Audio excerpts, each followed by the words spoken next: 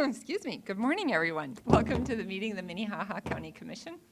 We'll rise for the Pledge of Allegiance. Allegiance to the flag of the United States of America and to the republic for which it stands, one nation under God, indivisible, with liberty and justice for all. Just would like to welcome those of you that are here with us, both remotely and in person. The meeting documents are available for review next to Commissioner Heiberger, and it's just a reminder to silence your cell phone. And Craig and Carol are here if you need a listening device. So that'll take us to routine business. First item is to consider a motion to approve the agenda. So moved. Second. Motion and a second. All in favor? Aye. Any opposed? Motion passes unanimously. Next item is to approve. Oh, there you go. Roll call vote. Thank you. We wouldn't want to forget Commissioner Barth, and we're glad he's with us. So roll call vote, please. Heiberger, Aye. Karski, Aye. Barth, Aye. Benega, Aye. Bender. Aye. Motion passes unanimously. Thank you. Okay, that takes us to item 2, which is to approve the commission meeting minutes for July 21st, 2020. Motion to approve the minutes? Second. Motion and a second. Roll call vote, please. Karski, Aye. Barth, Aye. Benega, Heiberger, Bender. Aye. Motion passes unanimously. That takes us to bills to be paid in the amount of $2,247,808.35. Move for approval. Madam Chair, take the bills. Excuse me? He said pay the bills. Pay the bills. Okay, so we have a motion Second. and a second. Any comments? Commissioner Barth. Sure. Today's bills include 8 occurrences of decedent transport where we pay an ambulance to pick up people that had died without the supervision of medical personnel. So we had 8 of those at $400 apiece. We had $44,000 in outside attorneys for criminal defendants, and the highway department spent $1.8 million. So that actually takes us down to a pretty modest amount for today's bills. Thank you. Are there any other comments or questions? We had to turn you up a little bit, Commissioner Barth. That might be the first time we've done that, so. We didn't even vote on it. You're on mute. So we have a motion and a second. Roll call vote, please. Barth, Aye. Benega, Heiberger, Aye. Karski, Bender. Motion passes unanimously. Thank you. There a report from the Minnehaha County Auditor for the account with the treasurer for your review. That takes us to personnel actions. I'd consider a motion to approve the routine personnel actions. So moved. Second. Motion and a second. Roll call vote, please. Benega, Aye. Heiberger, Karski, Aye. Barth, Aye. Bender. Aye. Motion passes unanimously. Thank you. Item 6, abatements, there are none. Item 7, notices and requests, there are none. Item 8, planning and zoning notices, there are none. Item 9, petition for compromise of lien, there are none. So that takes us to opportunity for public comment. I know we have one distinguished person here for public comment at least. Distinguished, yes. Good morning. Good morning, and Scott Wick with the Sioux Empire Fair, WH Land Fairgrounds. Would just like to first off thank you, commissioners, for your support through the, I'm not used to talking behind this, but through the years, and especially this year. It's going to be interesting, but we're ready and prepared. We have learned a lot when it comes to hand sanitizing, dispensers, disinfectants, different type of agents we can spray on, and fogging machines, and we've doubled up on all of our hand washing stations, so we're taking reasonable measures to make sure that all those high traffic surface areas are taken care of daily, bathrooms as well. So we have the carnival starting to show up and the food vendors, and it's definitely going to look a little bit different between all of the hand sanitizers that we have out. We have roughly 1 million doses of hand sanitizer on hand throughout 80 dispensers throughout the property. 4-H is not having organized activities as they are on restrictions until the middle of August. However, the open class shows have had a lot of calls and a lot of people that have called in advance to make sure that they can do those as well. We do not have a full lineup in the grandstand. There's 2 nights that were dark, but we have concerts on Sunday, Monday, Tuesday, Wednesday, and Friday, and then the rodeo on Saturday. So overall, we're looking very good outside. We've had a few vendors that have backed out due to their situations. Most of them are some longtime family businesses where they're of the demographic they feel with their age they should probably skip this one. We won't be having any performance horse shows in the expo building as judges didn't feel comfortable traveling, and there's also a couple other shows that are on top of us that are happening in other states. But otherwise, I guess we're gonna be operating at about 80%. So we've had very good discussions with the entertainers that are coming. There haven't been any major requests, other than the fact that our stagehands, they'll definitely be wearing masks in the back of house, and the sanitizers and the disinfectant protocols will be happening there as well. Though I was just talking with Mr. Bennig, the weather is looking pretty good if it holds. The highest day I think was about 86, so that'll be nice to have that. But we're excited to open up. We open up Saturday morning at 10 a.m. and go through the next Saturday till 10 p.m. So I'd answer any questions if I can, if anybody has any. Any questions, Commissioner Benega? I just have a comment for all the volunteers that have been supportive and your board that's been, I'd say, exceptional in this year of trial and error, so to speak.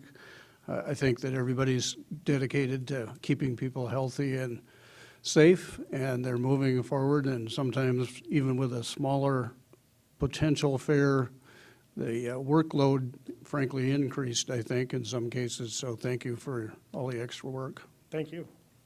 We've definitely learned a lot. Commissioner Karski? Scott, I just want you to take care of yourself. I know you put in some ungodly 18, 20-hour days during this week of the fair, so, take care of yourself. Well, thank too. you. Just got the camper parked out there because that's home for the next 8 or 10 days. Commissioner Heiberger?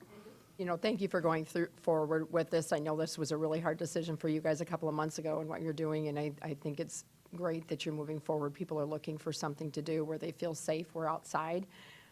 South Dakota is a fairly safe area for COVID right now as far as being safe, and so I'm glad we're going forward, and I'm looking forward to being out there.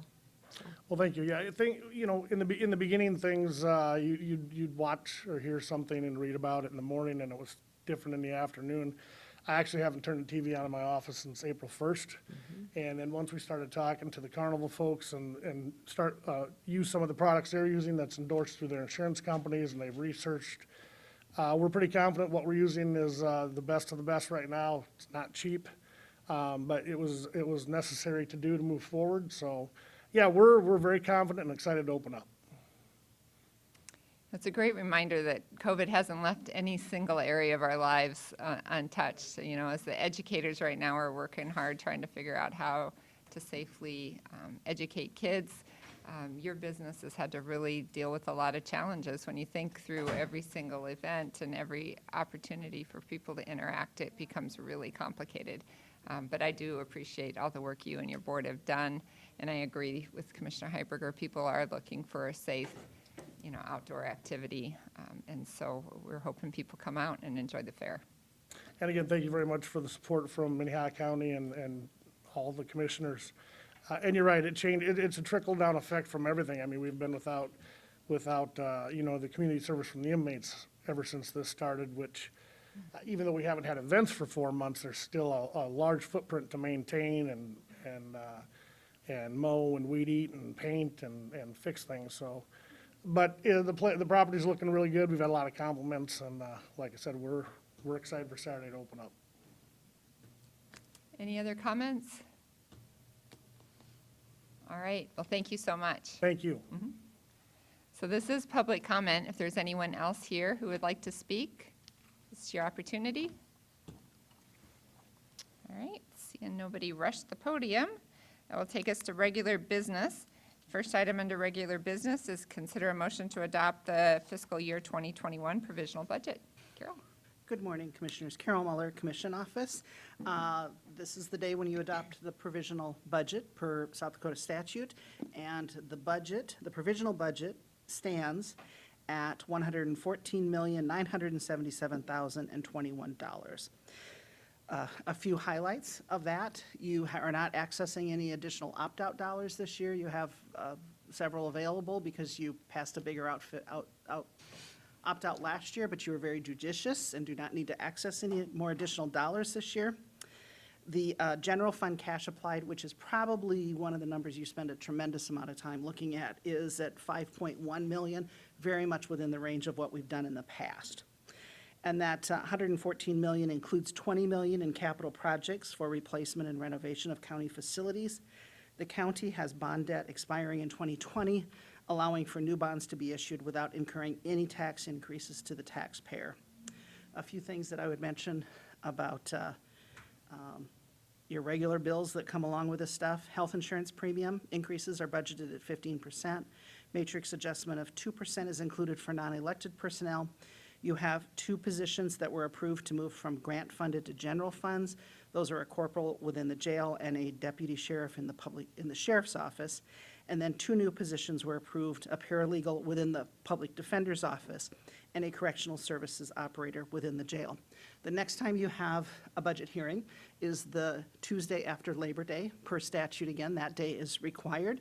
So that is September 8th. September 22nd will be final input for preparation of budget with the adoption on September 29th. So with that, we would stand by for any questions you may have about the provisional budget. Questions? Well, I think we've worked hard. We've talked about this quite a bit. And so I don't see anybody with any questions this morning. If not, I'd entertain a motion. Motion to approve the provisional budget? Second. A motion and a second. Roll call vote, please. Heiberger? Aye. Karski? Aye. Barth? Aye. Benega? Aye. Bender? Aye.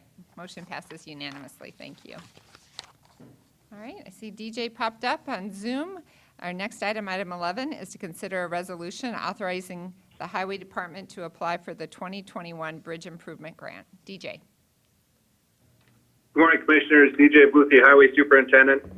Today I'm requesting your approval for the chairperson to sign a resolution to apply for 2021 Bridge Improvement Grant for preliminary engineering. We have 4 structures that we would like to apply for the funding. If we were to be successful, each bridge, the county's cost participation ranges between about $8,500 and $11,000 per structure. If we were successful in all 4 bridges, the total cost of the county next year would be about $38,500. We are confident that we will get a couple of these. There's a couple more that are lower on the scoring, and so we're not sure that we would get all 4, but we'd like to apply for them. The idea would be that we complete the preliminary engineering next year, which includes some preliminary surveys, some geotechnical work, the type, size, and location of the proposed structure. And then after completing that, we would apply for a bridge replacement grant from the Bridge Improvement Grant Program in January of 2022. And so then the bridges could be constructed probably as early as 22, but more than likely 23 or 24. So with that, requesting your approval of this resolution to apply for the Bridge Improvement Grant funds. Questions for DJ?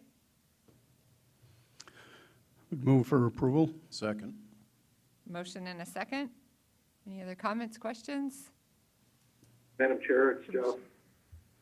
You're good to go, Jeff?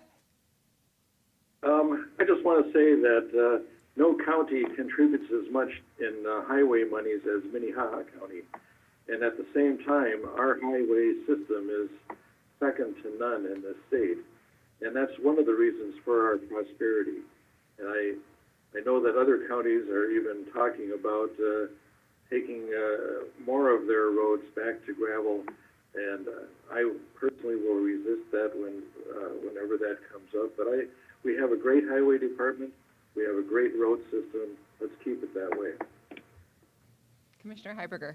I'm going to follow up a little bit on Jeff's comment, and part of the reason we have such great funding is because we have more cars than any other county in the state of South Dakota, and we have a wheel tax, which not all of them do, but, so it isn't apples to apples, but you're right, we have the best roads in the state, and we have a really great highway department that keeps it that way.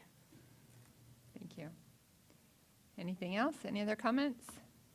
All right, I had a motion and a second. Roll call vote, please. Karski, Aye. Barth, Aye. Benega. Heiberger. Bender. Aye. Motion passes unanimously. Thank you. All right, that takes us. Thank you, Commissioners. Thank you. Takes us to item 12, which is to consider a motion to approve an application for Consume and Blend beverage license. Olivia. Olivia Larson with the Auditor's Office. We received a Consume and Blend license application from Alexis Johnson for her wedding. It is taking place on August 8th at the Isaac Walton League, and she has requested that she be able to provide the alcohol but not sell it. Any questions for Olivia? Move approval. Second? I have a motion and a second. Roll call vote, please. Barth, Aye. Benega, Aye. Heiberger, Aye. Karski, Aye. Bender. Aye. I'm glad I'm not the only one that really appreciates the thumbs up voting method. I like that, actually. So that takes us to item 13, which is to consider a resolution to approve a property tax payment proposal for record 035525. Auditor Litz, good morning.